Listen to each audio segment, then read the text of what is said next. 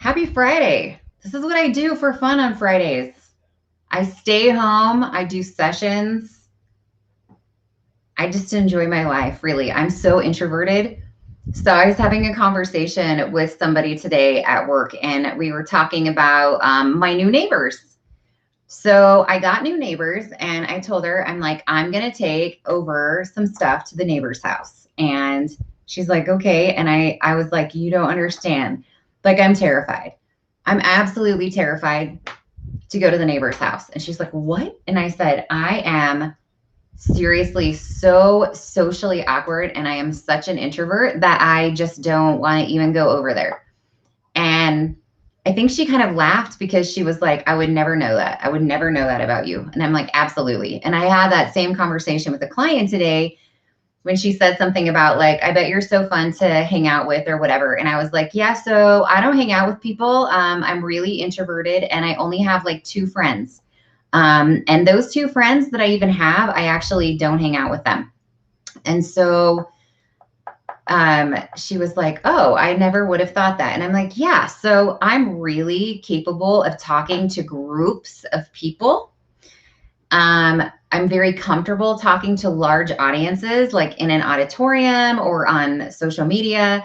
But when it comes to talking to somebody one on one that I don't know at all, I really do not like it. I do not like it at all. And so I really just prefer to stay to myself. I'm not a fan of idle chit chat. It really irks my soul. I just do not like it. So the problem that I have is when I start talking to someone and they're like, so how are you doing? How was your day? How is your kids? Like, I get that they're just trying to be nice and they're asking questions to try to strike up conversation. But to me, I'm just like, this is such a pointless topic. I just don't want to talk about it. And I'm like, not really into talking to you about my family just once a year or whatever. I don't know. It's just a weird thing for me. I guess if you don't have that same thing going on, you probably have no idea what I'm talking about. But I would strike up a conversation more with someone if they walked up to me and said, hey, let's talk about genetics, or hey, let's talk about something like really spiritually in depth. Like, let's talk about what the Egyptians believed in. I don't know, but I don't want to talk about it's like when I was a kid and my mom used to be like, how's your day at school? And I'm like, dude, shut up. Like, I don't want to talk about that. So anyway, but I did it. I took some stuff over. Neighbor lady's really super nice. So hot blessings of my life to have these beautiful new neighbors. And her puppy matches ours. So our little puppy, that I can never remember what his name is. Puppy, what's your name? Squirt. That doesn't seem right. Squishy. Sprout. His name is Sprout. I'm not even joking. I honestly don't remember. Okay, so our dog's name is Sprout. She has a bigger sprout than we do. But the colorings on the dogs are like totally the same. It's really weird. Okay, so a couple things that I want to talk about. I think it's really important. Lessons learned from my day. As there's always a point to when I go live, or I at least try to make a point. First one, number one, guys, do not let other people dictate your happiness. I saw this twice today and I was like, oh, why is this happening? So number one, super cool lady that I'm friends with on Facebook. I don't actually personally know her.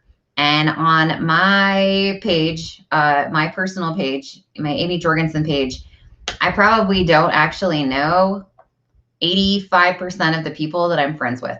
I just like to support other people. So if someone sends me a friend request, I do a little investigation, but most of the time I'll just accept it. But so I don't know a whole lot about the people that I'm friends with on Facebook. Anyways, I just happened to notice that this lady was posting something about a faith crisis, which I'm very intrigued in because I went through a faith crisis of my own. Grew up in a very strict cultural background of religion, organized religion. And there is not really any thinking outside the box. There's specific things that you follow and specific things that you do throughout your entire life, from the moment that basically you're born until when you die. And these things are things that you have, that you follow through, whatever. Okay. This person happens to be the same religion, as I noticed as she was talking, and she was talking about some things that she had just read about that were actually published by the church that she was struggling with. And I was like, I got to read some of these comments. I have to. And I saw how much she was getting eaten alive by people in her own religion. And I was like, this is so wrong in so many ways. Now, if you follow me, you know I don't give a flying hoot what you believe in. I could care less. I don't care. I don't need that. Because guess what that is? When you're like, oh, you have to be my religion. Oh, you have to believe in God. Oh, you have to believe in Jesus Christ. Oh, you have to believe in the divinity that I believe in the divine. You have to believe in whatever it is that I believe in. Okay? Let me tell you something. If that's the type of person that you are and you're like, you have to believe that or whatever, you are insecure. You have an insecurity issue that you need to force your belief on someone else because you're no different than someone that is doing something that they're actually not really proud that they're doing, but they want to have a crowd with them because we feel more comfortable. Own your own belief. You don't need anyone else there holding your hand. You don't need to start shunning someone next door because they don't go to the same church as you.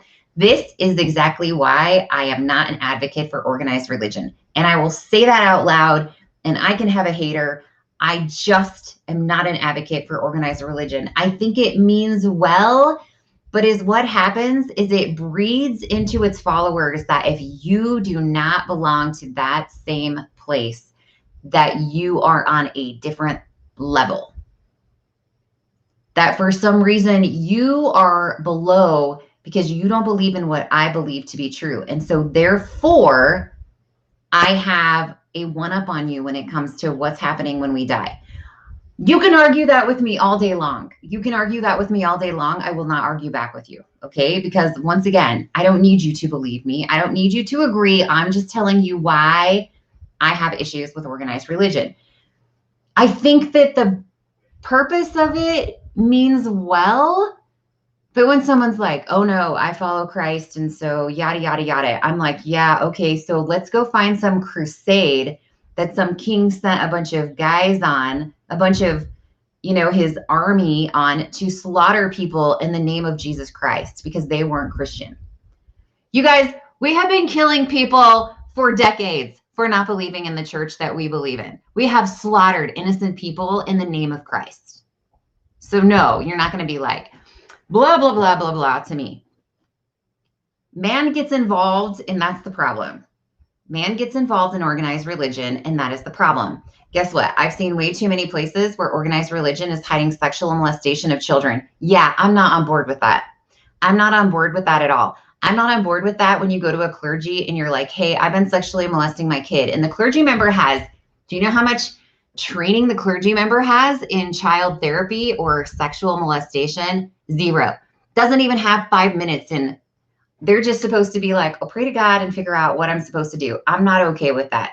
Nope. Because when I was in law enforcement, guess what I saw? Clergy was protected. So if somebody went to them and was like, hey, I'm raping my 5-year-old daughter. Clergy's like, oh, I don't have to tell anybody because this is protected. So I'm going to need you to just repent of what you're doing and yada, yada. And then guess what happens? For 7 years, this goes on and people know about it.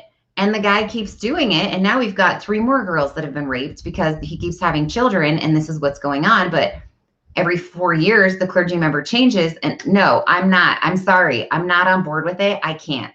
I have a boundary and it's child abuse. And I can't do it. I can't do it. People should not be placed in positions that have 0 education on what they should do in these situations. And I'm not a fan. So anywho, when somebody goes through a faith crisis, oh my word, let them do it. Last I checked, if you believe in Jesus Christ, I don't think that he went around with a knife and was like, hey, you believe what I say? Otherwise, I'm going to slice your arm off. That's not how he taught. That's not how he got people to follow him. He did it through love. Guess what? When he had people touching him and he healed them, do you think he was like, I'm going to know if you believe in God or whatever, right?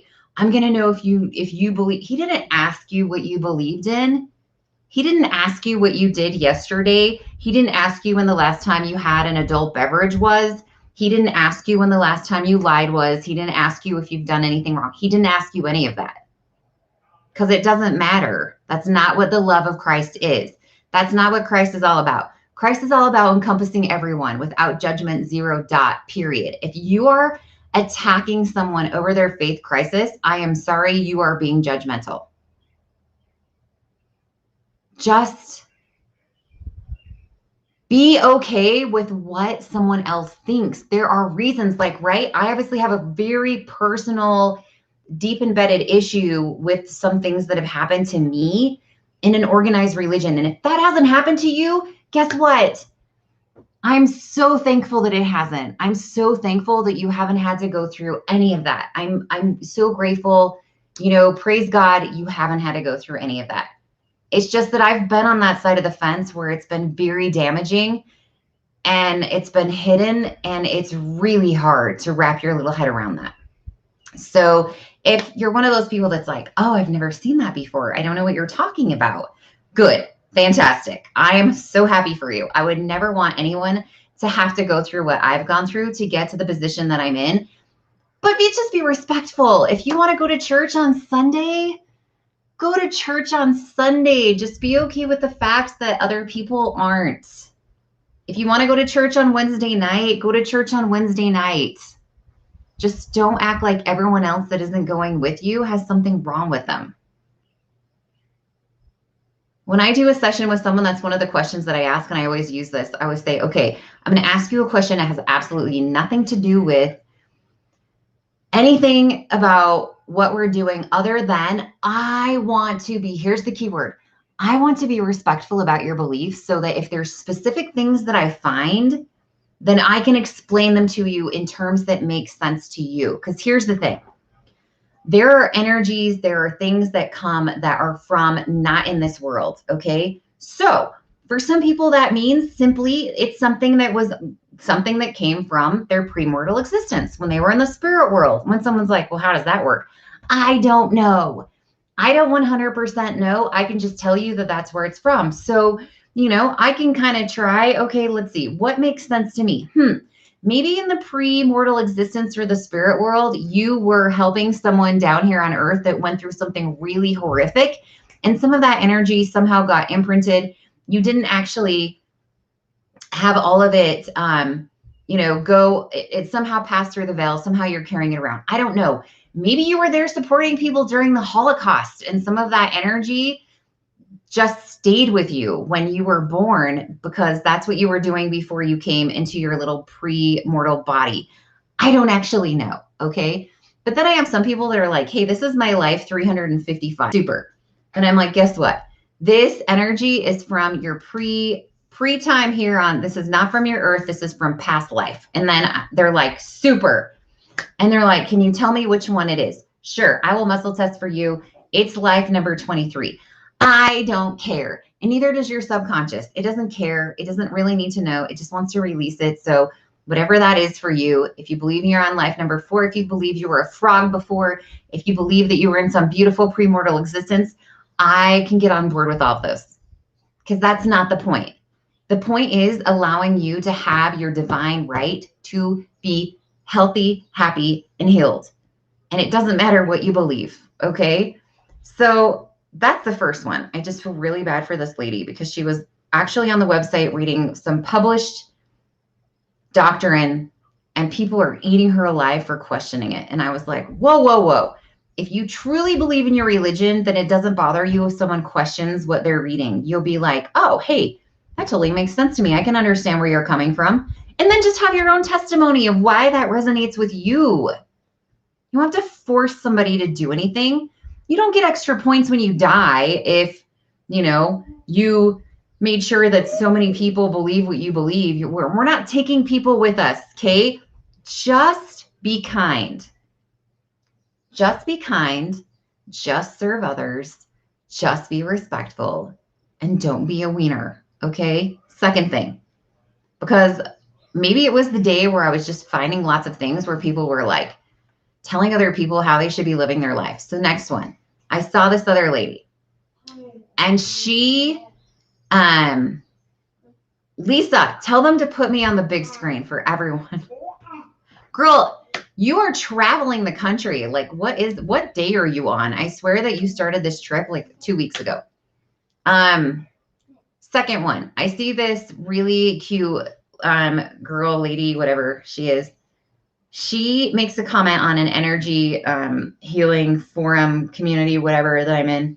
And she's talking about the name of her website. And it's something super cute. I can't remember what it was, but I thought it was cute. And so she says, this is the name of my website, my domain name that I own. And she said, and she must have posted it somewhere. And someone was like, yeah, you shouldn't use that domain name because it really makes you look, I remember what the terminology was. I think she said silly or really immature, or people aren't going to take you serious. And I was like, oh, word. And so I told her, I was like, you know what? If that is the domain name that you like, and that domain name resonates with your soul, then freaking use it and own it. Use it and own it. And have that be your website name. And don't be caring about what other people are saying. It's not making you look super, you know, like you got your PhD. Who freaking cares? Because the people that you need to align with, if your energy is in order, will come to you. And you don't need to worry about making everybody else happy. And I was like, to be quite honest with you, I vibe through my inner child. Look at this freaking stuff back here. I have My Little Ponies. I do energy healing sessions in my pajama pants. And if you come over and do a session and you're like, this lady is wearing Halloween pajama pants and I'm not sure that I can do this, then guess what? I'm not going to lock you in here. You can leave. It's totally fine because I am in love with my inner child and I love it. I love being sparkly. I love being carefree like I'm 4. I love wearing fun socks. I love expressing myself on my t-shirt. I love having all of my crazy extra home decor items in my office. I love my little babies that are over here. I just love it. And if you don't resonate on my vibrational level, I'm not going to make you. If you don't like the name of my website or my butterfly logo or my pom-pom on my hair, dude, that's your prerogative. I don't need you to. I'm not under a soul contract to make you my bestie.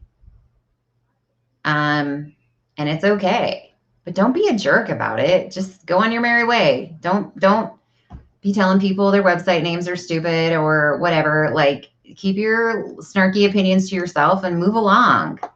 The only time I get involved with something is if someone is, because Ray, I know I'm spunky and I'm probably not like your typical run-of-the-mill energy healer that's like,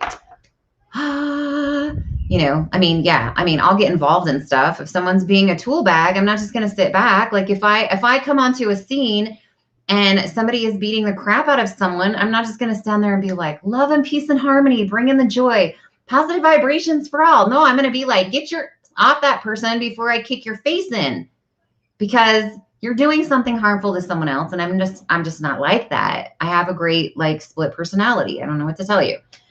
If I see someone being dishonest, if I see someone stealing, I'm also a huge advocate of, you know, you don't get to treat me like crap. And then when I call you out, I'm the bad guy. Like that's probably my most popular thing that I have going on, is that someone is a jerk face to me. And then I'm like, why are you being a jerk face? And then suddenly, you know, I'm public enemy number 1, because I was like, yeah, so you were actually treating me really poorly. And I'm the one that was like, I'm not going to allow you to do that anymore. And then suddenly I'm the jerk. That's my favoritist thing ever. So yes, if I have enemies, that's what it's from. It's because you treat me bad and I'm like, yo, I have boundaries. We're not going to do that. And then suddenly I am a jerk, right? Happens all the time. Happens with my family, who was really offish with us, doesn't want to talk to us. And then finally when I'm like, what the crap's going on? They get all pissed off, right? Happens with, like, I've had renters before that I've helped out, borrowed them money. Didn't make him pay a deposit. And then suddenly when I was like, yeah, you guys got to really pay your rent. Like I can't just keep floating you. I am the a-hole. And that's just how it goes. Right. So whatever. Okay. There you go. Those are my 2 things of the night. I just had to share them with you. So please, I know I went off on my own little tangent a little bit about clergy and sexual molestation because that really rings really true. I'm going to tell you this too. I've had 2, I don't know if generations have just changed since my kids were older or what is going on, but I have had 2 times now since Tayson's 5. I have had 2 times now that Tayson has told me that 2 other kids that he's playing with that are not associated with each other. So 2 random, completely different times where he has been like a little boy that he's playing with. He's like, oh, he showed me his penis or wanted me to touch his penis. And I'm like, what the hell is going on? And in both cases, the parents are super religious. And so then when I bring it up, I get the stupid religion answer of, oh, that, because I'm always like, yo, okay, something's going on.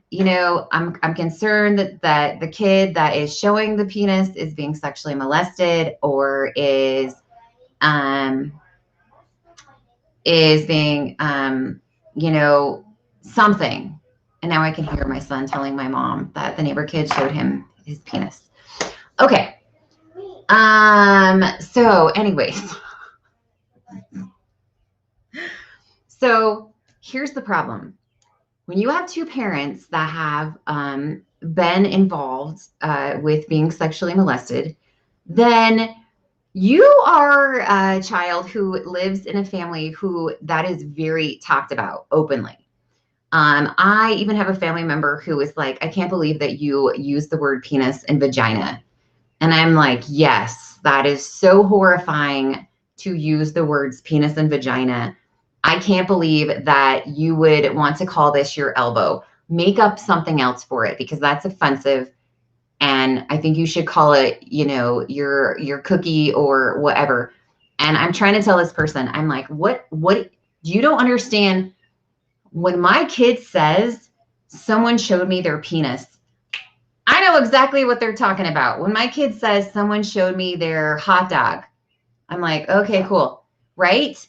I don't make believe names for my child's sexual organs because I want to know that someone showed you or touched your penis. I don't want to be like, oh, okay, what did you just say? I don't want to misinterpret that.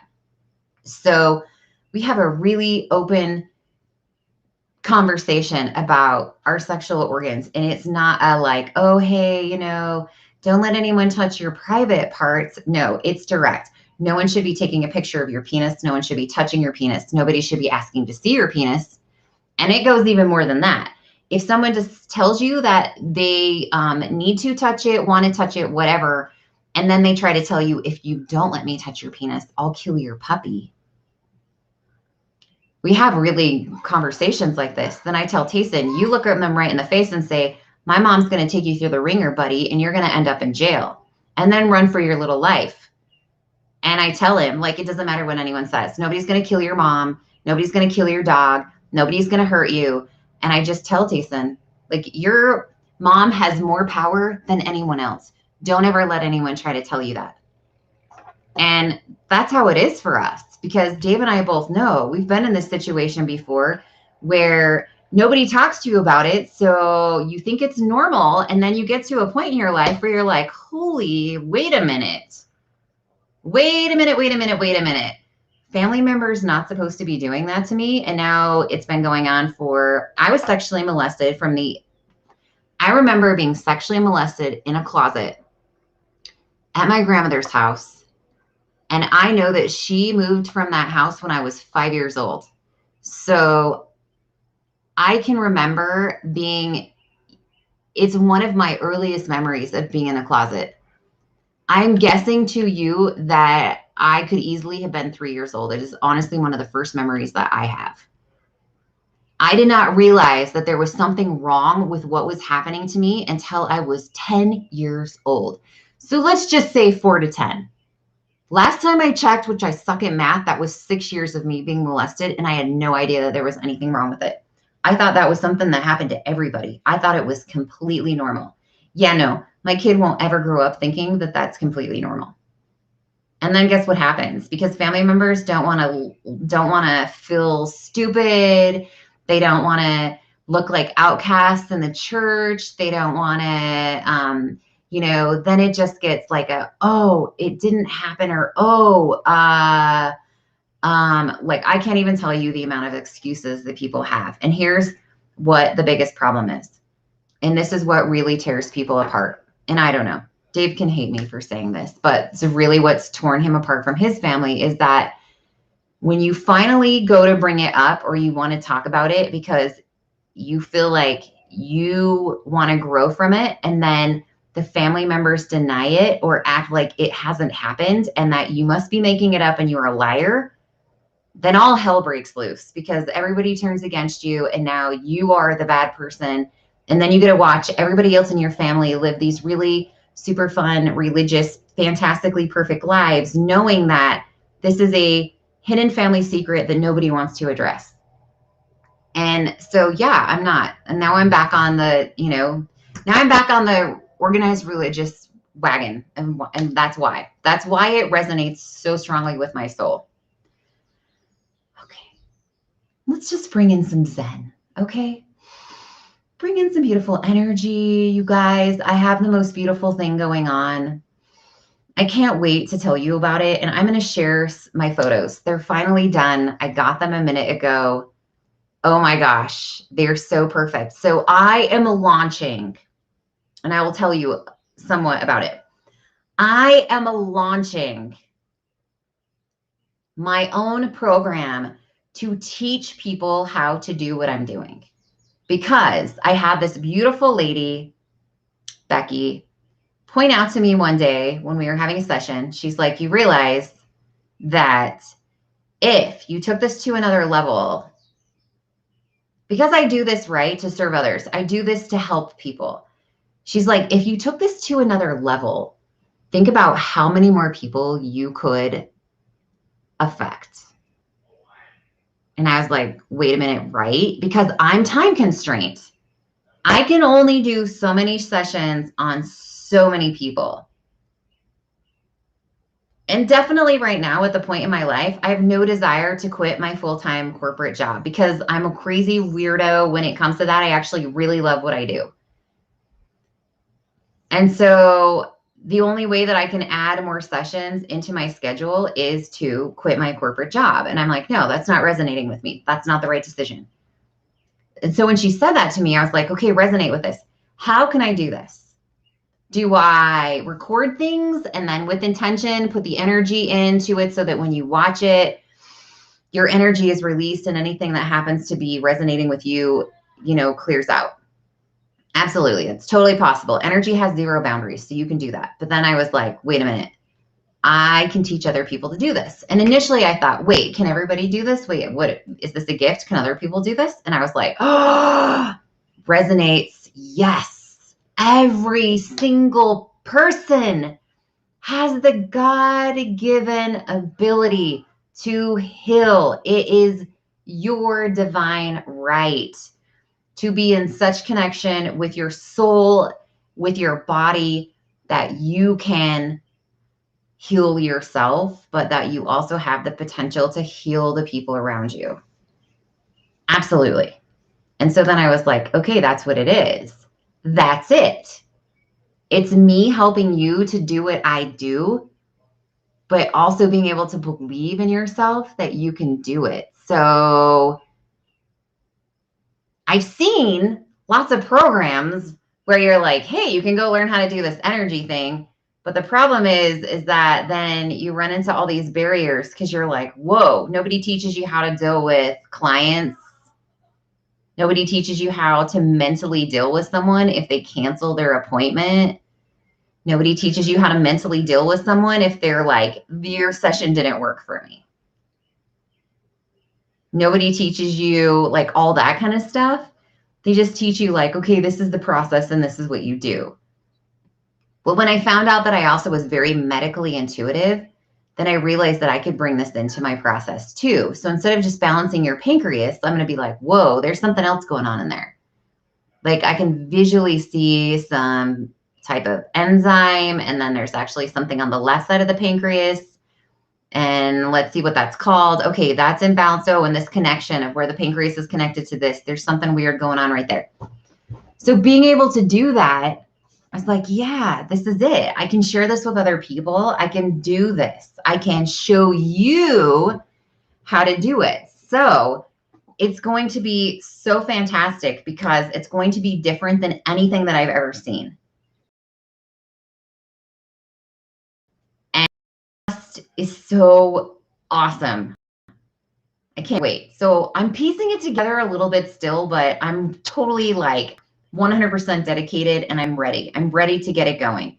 My goal is to be ready to roll this out by the end of June.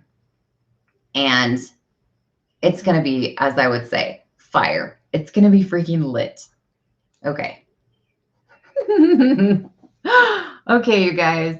Oh, I appreciate you all so much. I love you guys so much. If you saw my post earlier today, I really did see a video of myself back in 2018, and it's when I first started my page. And I actually did it. If you were first following me, you'll know my page was actually religious. That's what I was doing. I was actually trying to provide support to people in my own religious community that felt like they didn't fit in. And then the leader of my church came out and said that we weren't supposed to use the word that we called our religion, and that's what the name of my page was. And so then I was like, well, what am I supposed to do now? And then I started getting all this backlash from people, and they're like, you're not following the leadership of the church because your page is named this. And I was like, okay, yeah, well, so just so you're aware, when I bought my domain name, nobody said anything about it. And so now what am I supposed to do? Just because there became an announcement suddenly today, I'm supposed to just magically change my domain name and all of my platforms. And so I think it was kind of like a meant to be moment for me, where I was like, yeah, okay, I'm kind of done with that. And so I sort of just reached a point where I was like, yeah, I'm ready to touch more people. And so I just blossomed away from that. And then it just all worked out so beautifully. But yeah, I watched the video and I was like, man, at first I was criticizing myself. So 3 years ago, I weighed 55 pounds more than I do right now. I definitely wasn't confident in myself, and I can see it. I don't know so much if other people can as much as I can, but watching my video, I was like, yeah, no. But I also probably just understand that I was doing the whole fake it till you make it. I was trying so hard to heal from my daughter's death. I was trying so hard to find my soul again. I was completely lost, and I was just like grasping for something to fulfill my purpose and to figure out what it was that her death could do to be meaningful for other people, because I didn't want her just to pass away in vain. But what does a 26-day-old baby have to give to the rest of the world? And at that point, I didn't know what it was. I didn't have any idea. Today, I know clearly, precisely, without a doubt. It's clear as clear can be. But I watched it and I was like, whoa, I'm like, hold on a minute. Watch yourself and be like, this is beautiful. You want to talk about watching somebody go from a cocoon to a butterfly? Like, that's what it is for me. And I was telling Dave this, and I said, if I watched myself 3 years ago and I don't feel like I have come 3 million miles, I'm not doing something right. I hope in 3 years from now, I watch this video and I'm like, whoo, I wasn't where I thought that I should be. It's growing, guys. Don't beat yourself up. It's a process. It's a process. But we want it all to be so perfect right now. Like, I'm working with this coach. She's really cool. I was actually connected to her by the same amazing lady that I was talking about a minute ago, by Becky. And I just love that she's just like, just do it. Like, stick your foot in, jump in, like, right? Stop. It's all or nothing. And I'm like, this is what I love, because I'm an all or nothing kind of girl. And I realize that there's a reason for that. When you do it and you just are like, bam, I'm doing it full 100%. I don't care. And those little things start coming in your head like, right? Oh, this is never going to work for you. People aren't going to like you. I'm like, yeah, shut up. I'm resonating with the universe. You just shut up because I am all in and I'm like, it's working. It's working and manifest it in the now. You don't say at the end of June, when I get all of my stuff together, this is going to work really well. No, it's working now. And I'm like, energy, bringing me in the contacts and the people that I need to make this work. I am attracting exactly what I need and exactly at the right time. And this is going to touch millions and thousands of people. And one day I'm going to be standing in an auditorium with so many people in it that I don't even know how many people are in it. And I'm just going to be looking out at my audience and I am just going to breathe it all in. And I'm going to be like, look at this beautiful thing that we're doing and look at the trickle effect that it's having on people everywhere. And we're not doing any of this for ourselves. We're doing this because we're bettering. We're making a mark. When I die, I want people to be like, this lady touched so many lives. She helped people that were in the depths of hell come back and find their joy again. I don't want to die a millionaire. I want to die as a person that brought light back to people who felt like there was nothing to live for anymore. That's my ultimate goal. April, thank you. Thank you for your kind words. Okay, you guys have a beautiful rest of your night. Love you. And thanks for being on here. Thanks for listening to me. Thanks for letting me talk to you. Hopefully that resonated with some of you as well. See you later.